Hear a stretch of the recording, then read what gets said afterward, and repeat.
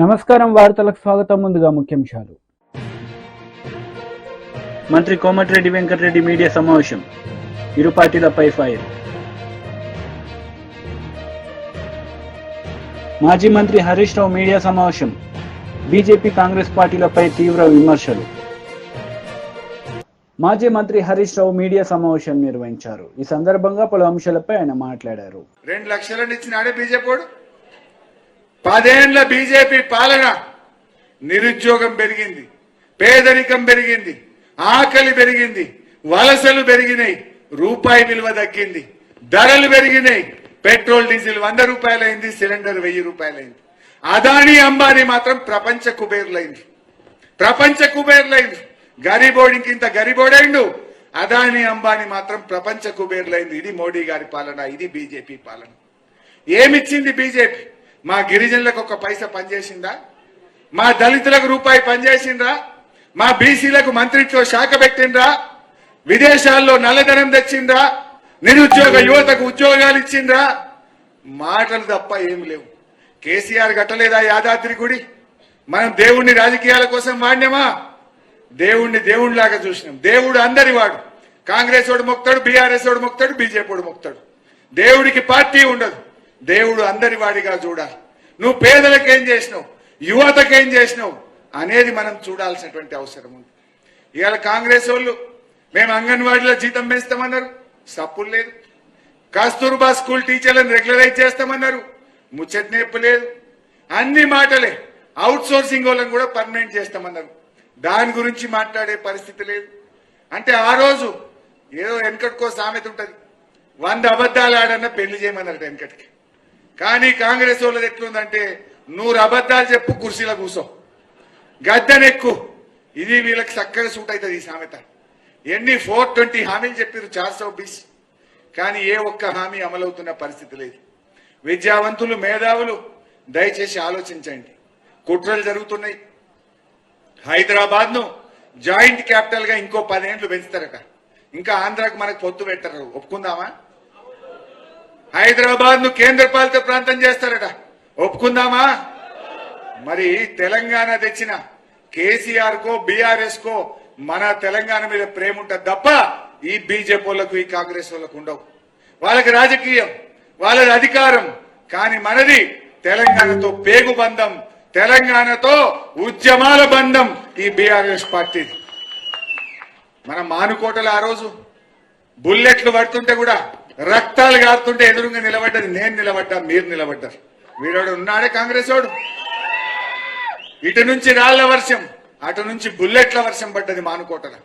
బుల్లెట్లు గోళీలు దిగుతున్నా ఎదురుగా పోయినాం, వాళ్ళని ఉరికిచ్చినాం. ఆంధ్ర పాలకులను మానుకోటకు రాకుండా చేసిన చరిత్ర బీఆర్ఎస్ పార్టీ. ఈ కాంగ్రెస్ వాడు, ఈ బీజేపీ వాడు వచ్చినాడు మానుకోటకు, పేగులు దిగదాకా కొట్లాడినాం. తెలంగాణ కోసం పోరాడి ఆ రోజు యుద్ధం చేసినాం. తెలంగాణ రాష్ట్రం తెచ్చినటువంటి పార్టీ. బీజేపీ లీడర్ మీడియా సమావేశం నిర్వహించారు. ఈ సందర్భంగా పలు అంశాలపై ఆయన మాట్లాడారు. సరిదిద్దుతారు చేయాల్సినటువంటి బాధ్యతాయుతమైనటువంటి పదవిలో ఉన్నటువంటి ఉత్తమ్ కుమార్ రెడ్డి గారు ఈరోజు దిగజారి పోలీస్ కంప్లైంట్లు పెట్టి ఇప్పుడే జగ్గారెడ్డి గారితో కూడా ఒక స్టేట్మెంట్ ఇప్పించారు. జగ్గారెడ్డి గారి స్టేట్మెంట్ నేను చూశాను. నన్ను ఉత్తమ్ కుమార్ రెడ్డి గారు ఫోన్ చేసి బతిమలాడి నాతో ఒక ప్రెస్ మీట్ పెట్టమంటే నేను ప్రెస్ మీట్ పెడుతున్నానని చెప్పారు. పాపం జగ్గారెడ్డి గారికి సివిల్ సప్లైస్ మ్యాటర్లో జరుగుతున్నటువంటి అంశం మీద వారికి ఏం అవగాహన ఉంది?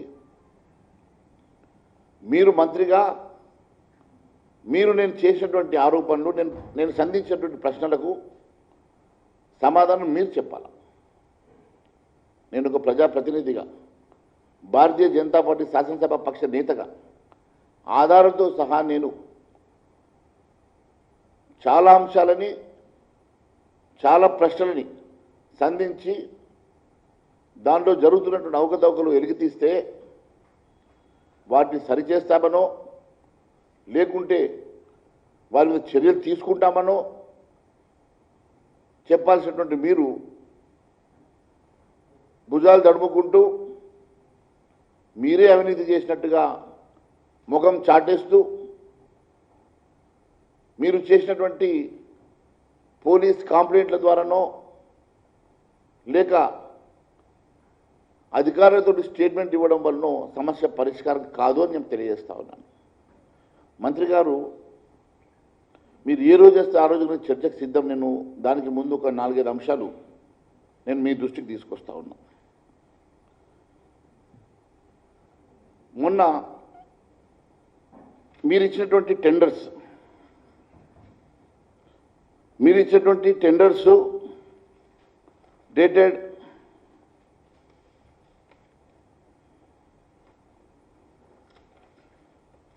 25 జనవరి 2024. 25 జనవరి 2024 రోజు మీరు ఫస్ట్ ఒక కమిటీ వేశారు. ఆ కమిటీలో ఏ రకమైనటువంటి జిఓఎంఎస్ నంబర్ 1 25 జనవరి 2024 రోజు ఒక జీవో తీసి మీరు ఏం చెప్పారు? మొత్తం దీంట్లో principal secretary of the government planning department చైర్మన్గా ఉండి మెంబర్స్ ఎవరెవరు ఉండాలి? 5 మెంబర్సు.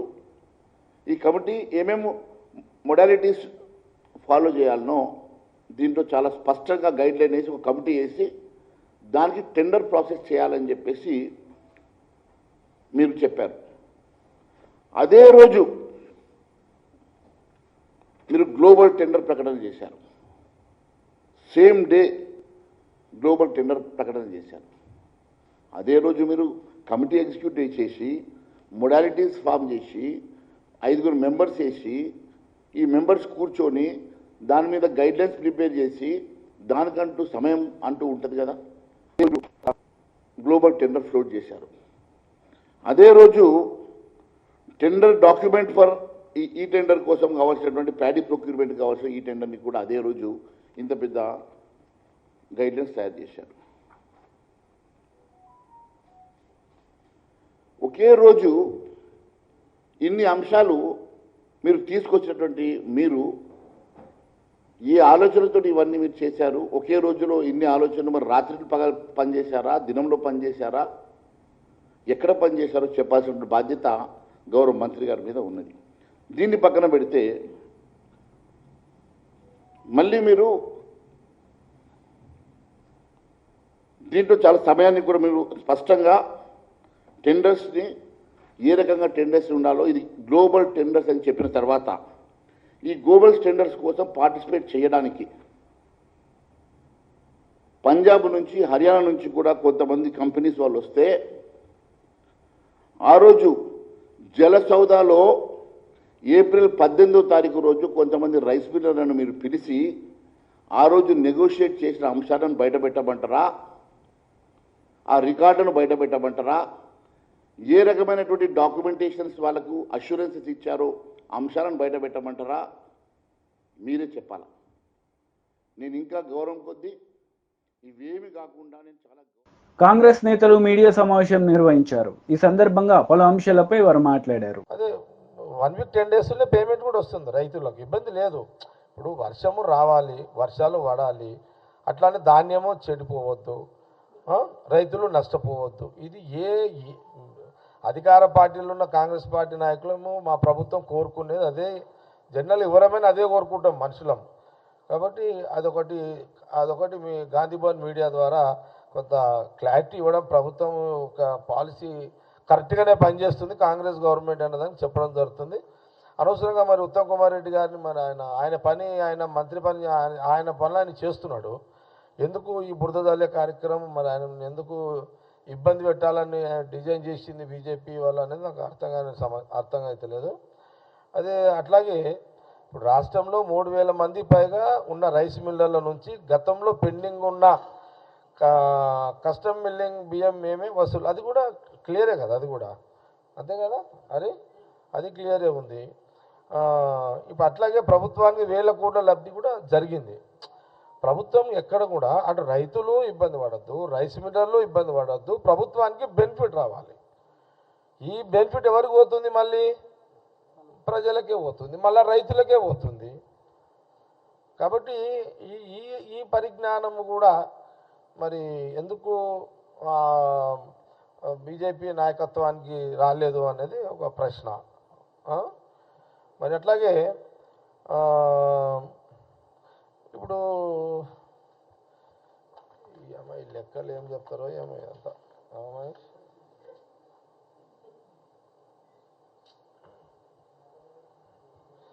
ఇప్పుడు పాపం ఇప్పుడు మరి ఎందుకు ఉత్తమ్ కుమార్ రెడ్డి గారిని మళ్ళీ బీజేపీ వాళ్ళు టార్గెట్ చేస్తుండో, Maheshwar Reddy CLP floor leader మరి ఎందుకు ఆయన టార్గెట్ చేస్తున్నాడో నాకు అర్థమవుతలేదు. మరి ఎందుకు కోపం వచ్చింది మహేశ్వర్ రెడ్డికి ఉత్తమ్ కుమార్ రెడ్డి మీద కూడా అర్థమవుతలేదు నాకు అది. ఎందుకంటే వాస్తవాన్ని కూడా ఉత్తమ్ కుమార్ రెడ్డి చాలా క్లీన్ లీడర్ కదా, వైట్ పేపర్ లాంటి వాడు ఉత్తమ్ కుమార్ రెడ్డి. వైట్ పేపర్ లాంటి వాడి మీద అదేమంటారు ఇంకు చల్లి ఆ వైట్ పేపర్ని ఎందుకు ఖరాబ్ చేయాలని మరి చూస్తున్నారు బీజేపీ నాయకత్వం, ఫ్లో లీడర్ మహేశ్వర్ రెడ్డి గారు. నాకు కన్ఫ్యూజ్ అవుతున్నాను నేను కదా. వైట్ పేపర్ మీద ఎందుకు ఇంకు చల్లుతున్నారు? ఓకే, పాయింట్ క్యాచ్ చేసిరా? వైట్ పేపర్ అంటే ఉత్తమ్ కుమార్ రెడ్డి, ఇంకెందుకు చల్లుతున్నారు? ఎందుకు మరకెందుకు వేస్తున్నారు? మరకలేని పేపర్ మీద మరకెందుకు వేస్తున్నారు? మరకలేని నాయకుడి మీద మరకెందుకు వేస్తున్నారు? మరి ఎందుకు అవసరం లేదు కదా అనేది కాంగ్రెస్ పార్టీ కొంత ప్రశ్నిస్తున్నది, బీజేపీ ఫ్లో లీడర్ని కూడా ప్రశ్నిస్తున్నది. ఇప్పుడు ఎందుకంటే చాలా సీనియర్ నా శాసనసభ్యుడు, 6-7 సార్లు ఎమ్మెల్యే గెలిచిండు, ఆనాడు ఆయన మినిస్టర్గా క్యాబినెట్లో పనిచేసిండు కిరణ్ కుమార్ రెడ్డి గారి గవర్నమెంట్లో ఉమ్మడి రాష్ట్రంలో. మరి సరే అది ఓకే, కానీ పిసిసి అయిపోయింది. కానీ ఇప్పుడు ఒకసారి పార్లమెంటు ఎంపీగా ఢిల్లీలో ఆయన పాత్ర ఏందో మనం అందరం చూసినాము.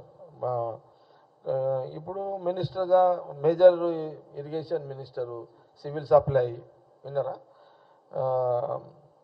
కాబట్టి కొంత దీన్ని కూడా ప్రజలు ఆలోచన చేయాలి.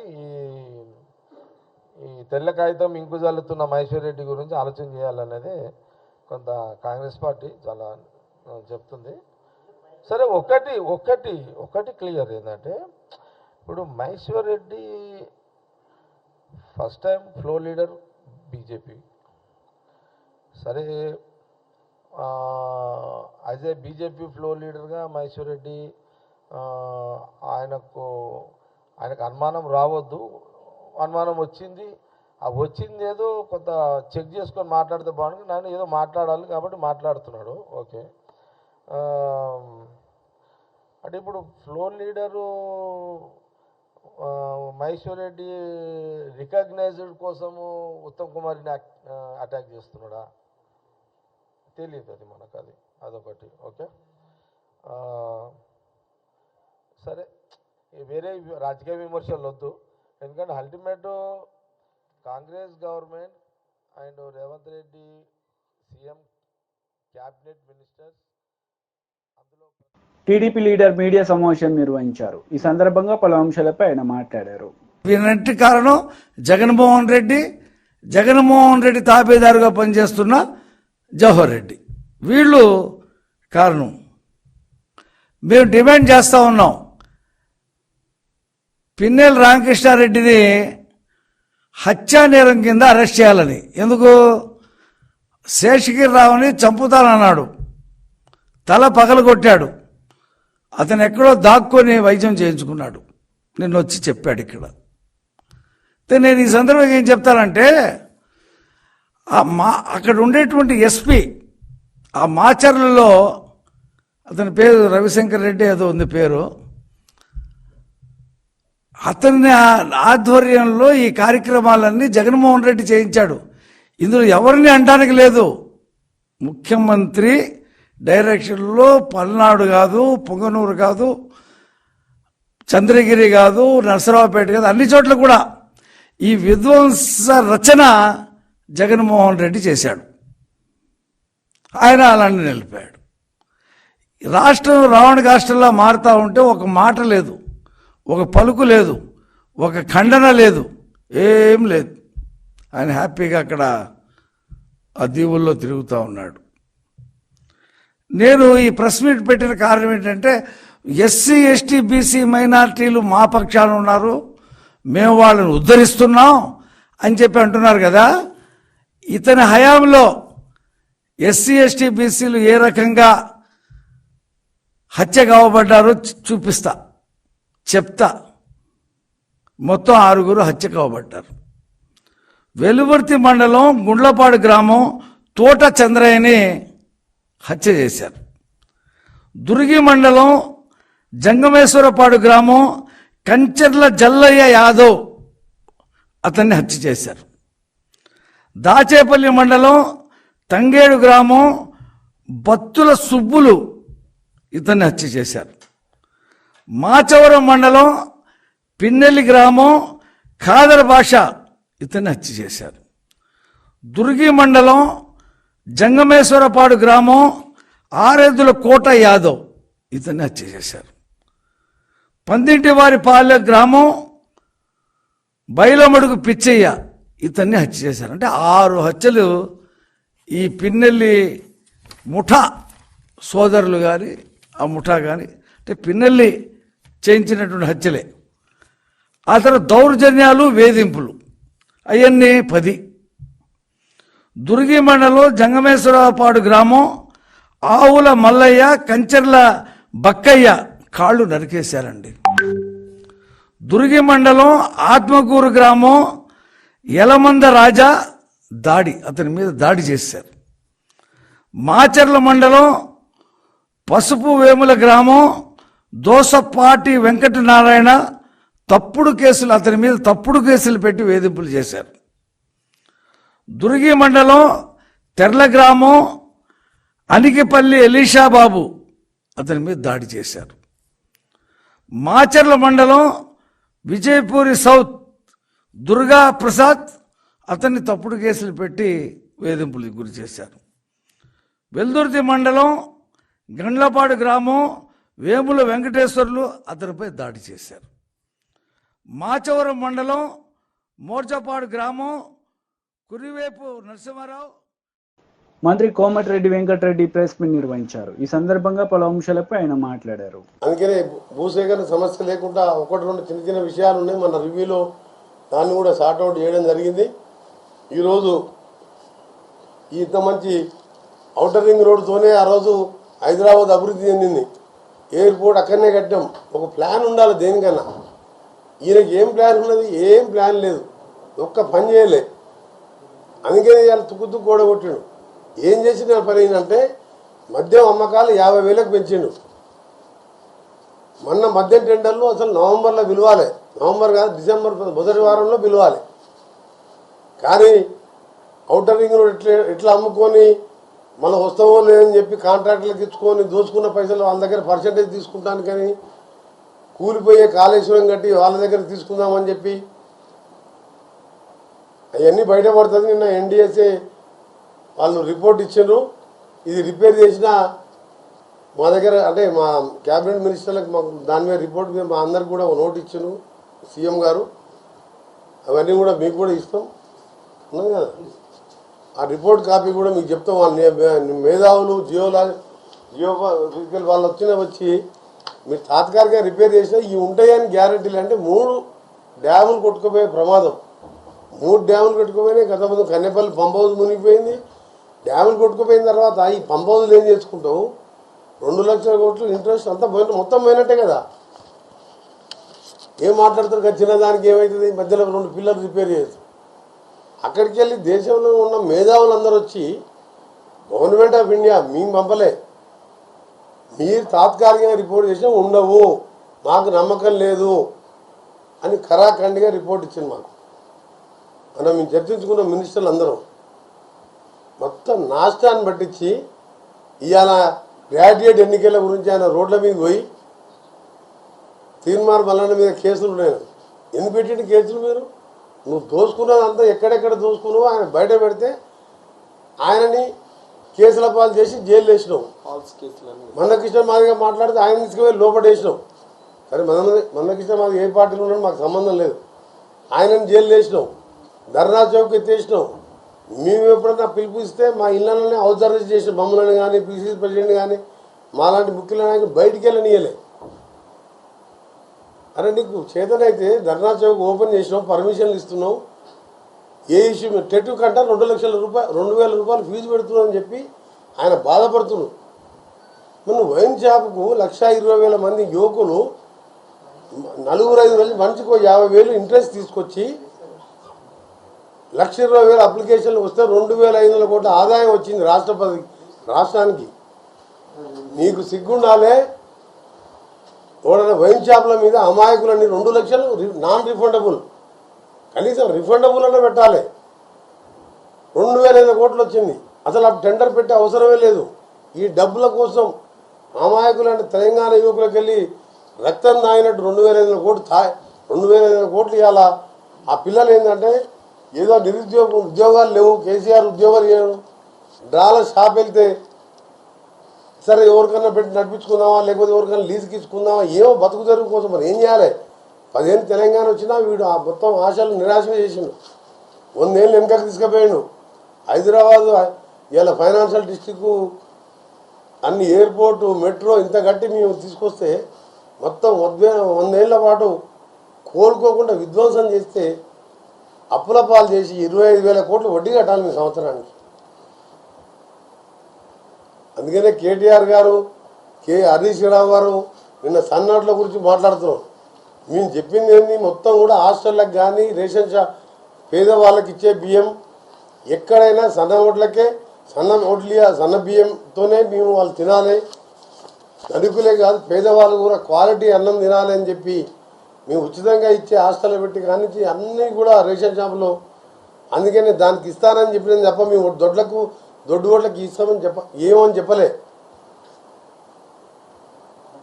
ఒక స్టార్ట్ చేస్తున్నాం, ఒక స్టెప్పు, దీని తర్వాత ఇస్తాం. మొత్తం నువ్వు అప్లకాలను చేసి 26,000 కోట్లు మా ప్రభుత్వం వచ్చిన 3.5 నెలలే. ఈ 2 నెలలు ఎలక్షన్ కోడే ఉంది. రాష్ట్ర ఆదాయం లేదు. ఎన్నికలప్పుడు ఎవరు కూడా కొత్త పరిశ్రమలు కానీ ఏముండదు. రేపు 6th, 7th, 8th కూడా నేను శ్రీధర్ బాబు గారు ఇంకా కొంతమంది ఉన్నత అధికారులు అమెరికా పర్యటన కూడా పోతున్నాం. అక్కడ కొంత పెద్ద పెద్ద కంపెనీ వాళ్ళు వచ్చి తెలంగాణలో ఇన్వెస్ట్ చేయాలి హైదరాబాద్లోని. దాంతోపాటు ఈ తెలంగాణ తెలుగు అసోసియేషన్ సిఆర్టీలో జరగబోయే 25th, 26th జరగబోయే 7th కన్వెన్షన్ కూడా చీఫ్ గెస్ట్గా ఈరోజు నైటు అంటే రేపు ఎర్లీ మార్నింగ్ 4 గంటలకు నేను కూడా అమెరికాకు పోతున్నాం 2 days కోసం. మళ్ళీ 27th రోజు నైట్ వాపసు రావడం జరుగుతుంది. అలాగే ఇప్పటికే మా తీర్మాన్ బలాన్ని గెలిపించాలని మా దగ్గర ప్రచారం కూడా బూత్ లెవెల్లో మన ఎంపీ ఎన్నికలు అప్పుడే ఈ ప్రచారాన్ని కూడా మొదలుపెట్టాం. తప్పకుండా గ్రాడ్యుయేట్ ఎన్నికల్లో వీళ్ళు ఎన్ని మాట్లాడినా ఎవరు లంగలు, ఎవరు దొంగలు, ఎవరు ఎక్సైజ్ దాంట్లో దోసుకున్నారు.